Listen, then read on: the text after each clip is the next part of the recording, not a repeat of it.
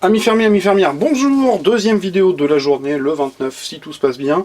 Je vous présente le Master Key Pro S. Je vous ai juste fait une vidéo avant qui parlait du Master Pro L, donc en version longue. Ici on a le Short, je ne sais pas si c'est effectivement ce que ça veut dire, mais en tout cas ça me paraît plutôt pertinent. Un clavier TKL, vous l'avez sous les yeux, mécanique, qui n'est ni plus ni moins que le petit frère du L que je viens de vous présenter, et si vous avez regardé la vidéo précédente, vous le savez, je suis plutôt pour celui-là. Alors, oui, il est TKL, ce qui est, à mon sens, un atout indéniable. Maintenant, tout le monde ne pourrait pas être d'accord, mais c'est pas ça qui me fait dire qu'il est mieux. C'est que le châssis est plus sympathique, c'est pour ça que j'ai gardé le L à côté pour vous le présenter. Donc, la présentation va être rapide, puisque très honnêtement, on a exactement le même packaging en plus court. Si ce n'est que là, je l'ai en version Brown, toujours en version US, donc ANSI, et il est évidemment disponible en ISO, mais ça vous devez vous en douter. On a le même éclaté, les mêmes explications techniques, etc. etc. Il n'y a rien de particulier à préciser par rapport à ça. Le clavier, pourquoi est-ce que je le trouve mieux? D'une part, la finition est meilleure, tout simplement parce qu'il a le châssis du Novatouch, avec des parties biaisées. Il a un look qui est un petit peu différent, voilà, pour être clair. Alors il n'y a vraiment pas grand chose, faut être honnête, ça se résume à quelques lignes biaises, une partie en type de soft touch un peu dur, donc ça c'est un plastique traité résistant aux UV. Ici on a un plastique un peu plus, je dirais, commun, granuleux, qui est un peu le même que celui du L en partie basse, mais ceci étant, je vais vous montrer ça tout de suite. Je vais essayer de les mettre côte à côte, parce que j'ai pas trop de place. L'avantage, à mon sens, du S réside dans pas grand chose. Vous voyez, il est un petit peu plus haut, donc on a un peu plus d'espacement sur les touches. Alors je sais pas si avec la caméra vous verrez bien, mais globalement il y a 5 mm de différence ici. Donc assez sympathique. Il est aussi un petit peu moins haut, un tout petit peu moins haut, ce qui fait qu'on est plus à l'aise sans repose-poignet pour taper avec.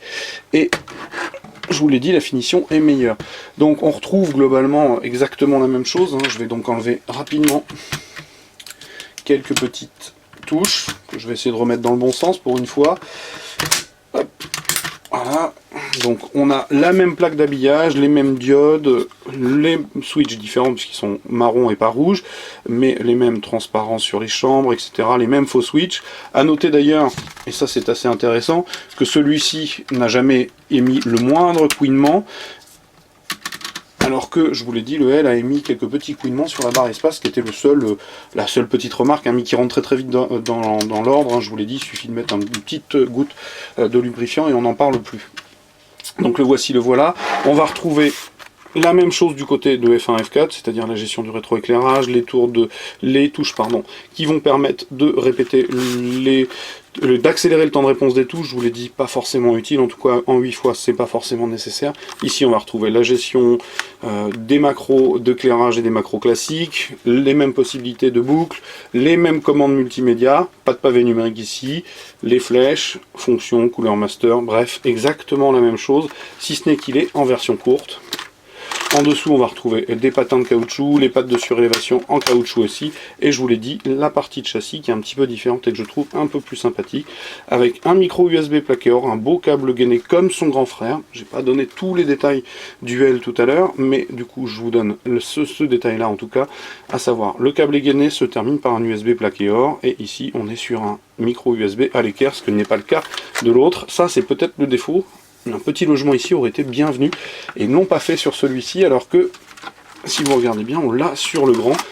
Je m'explique pas cette différence, peut-être le fait d'avoir repris le châssis du Novatouch a amené cet impératif ou ce manque, je sais pas, c'est vous qui verrez. Ce qui est sûr, c'est qu'à 139 €, on a un TKL qui est tout à fait agréable. En tout cas moi je l'ai trouvé le même châssis que mon Novatouch, avec à peu de choses près des switches juste différents. Évidemment, je ne vais pas vous dire qu'il n'est pas bien. Je tape régulièrement, tous les jours, beaucoup avec mon Novatouch et je suis vraiment satisfait de ce clavier. J'ai déjà tapé avec celui-ci parce que j'ai terminé le test aussi, et je suis tout aussi satisfait, à mon sens, entre le L qui est ici et le S. Je ne saurais trop vous conseiller le S. Maintenant, si vous avez besoin du pavé numérique, celui-ci reste un excellent choix, je vous l'ai dit.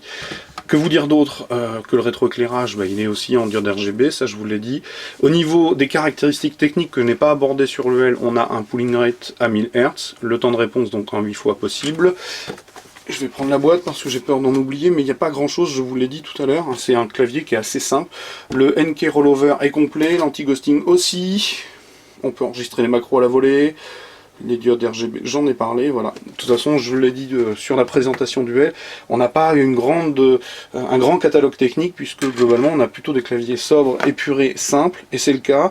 Celui-ci est vraiment sympa. À mon sens, je l'ai dit, ça frôle la qualité de fabrication d'un Duki.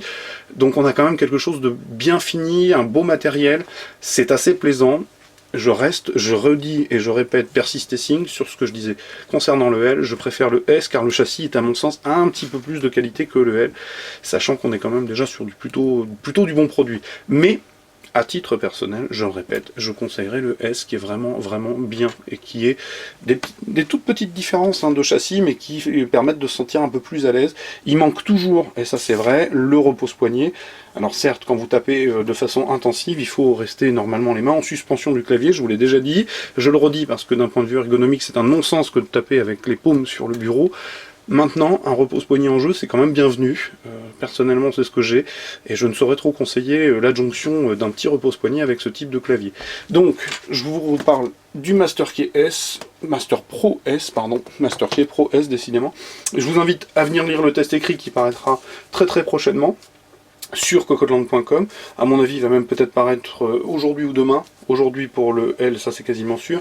Et certainement demain pour le S, mais ça, je ne m'occupe pas de cette partie-là, je la laisse à Vanseb et il le fait très bien et je l'en remercie d'ailleurs. Donc, le Master Pro S sur Cocotte TV, je vous dis à très bientôt. Comme d'habitude, je vous souhaite une excellente journée. Je vous dis aussi au revoir.